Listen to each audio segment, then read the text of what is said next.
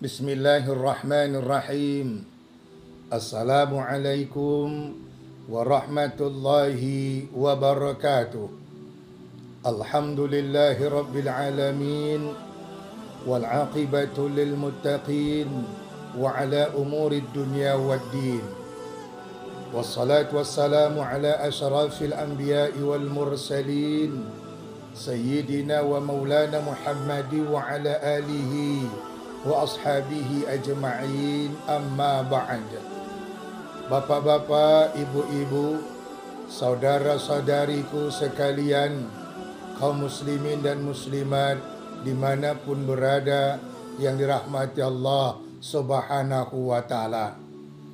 Ada satu kata yang tidak pernah luput dari kehidupan kita.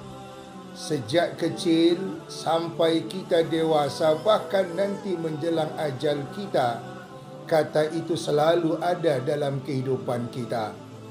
Itulah kata ibadah yang tidak pernah lepas dari kehidupan kita. Dulu kecil kita selalu diingatkan oleh orang tua kita untuk beribadah. Ketika kita sekolah, guru-guru agama kita pun selalu mengingatkan kepada kita untuk beribadah. Bahkan ketika kita sudah dewasa punya anak-anak kita pun juga kita perintahkan untuk beribadah. Muncul pertanyaannya, mengapa kita harus beribadah? Jawabannya adalah karena kita manusia. Karena kita manusialah makanya kita beribadah. Kita lihat ada unta yang lahirnya di tanah suci, tetapi unta tidak pernah naik haji. Kenapa unta tidak pernah naik haji dan melaksanakan ibadah umrah? Karena unta itu bukan manusia.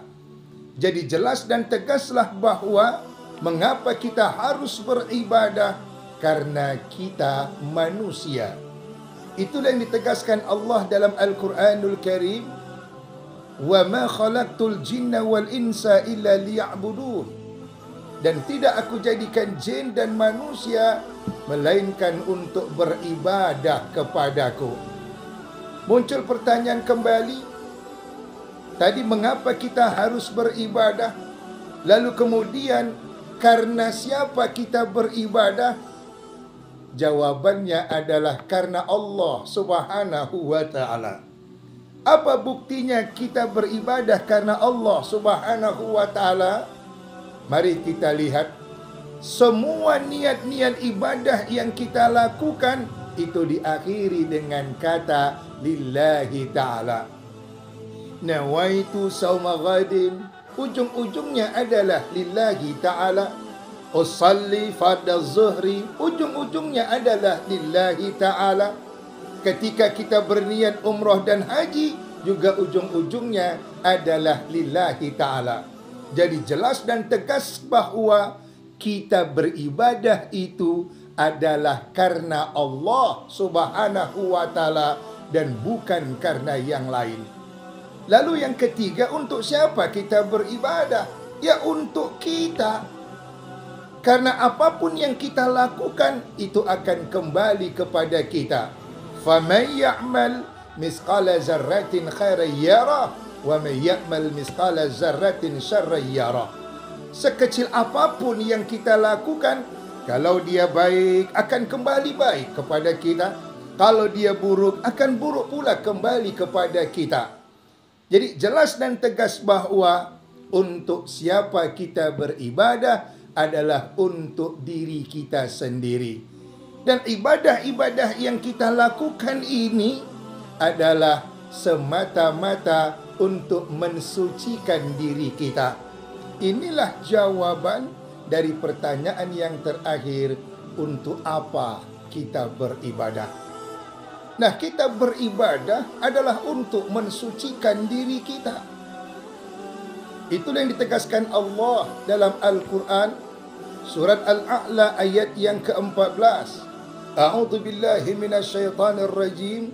Qad aflaha man tazakka. Sungguh amat sangat beruntung orang yang senantiasa mensucikan dirinya.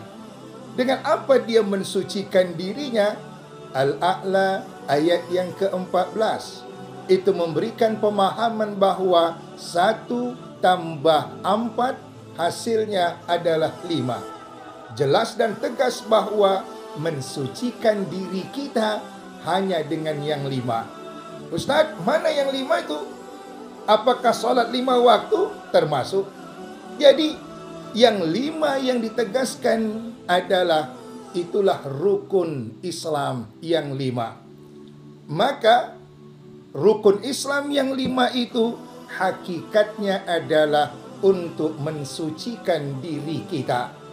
Rukun Islam yang pertama syahadatain, mensucikan diri kita dari ketauhidan, mensucikan diri kita dari kenabian.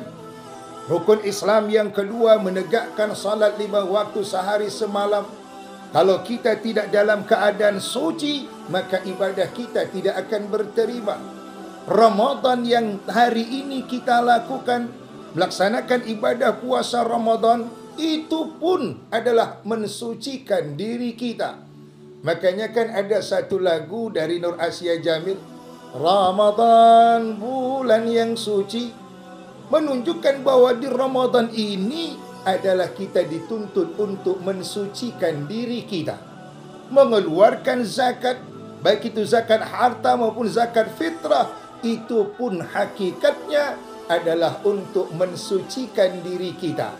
Dan sampai akhirnya kita melaksanakan ibadah haji, itu jelas ke tanah suci dalam rangka mensucikan diri kita. Kenapa kita harus mensucikan diri kita? Karena kita adalah kotor. Dahulu kita dilahirkan oleh ibu kita dalam keadaan fitrah.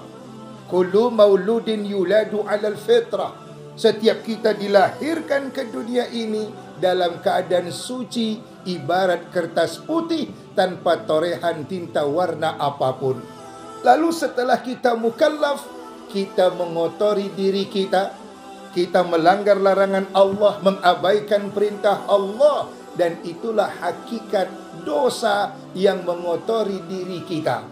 Maka inilah kita senantiasa terus mensucikan diri kita. Kita sadar bahawa kita berbuat dosa, kita berbuat salah, dan itulah yang mengotori diri kita. Dan kemudian kita terus senantiasa mensucikan diri kita.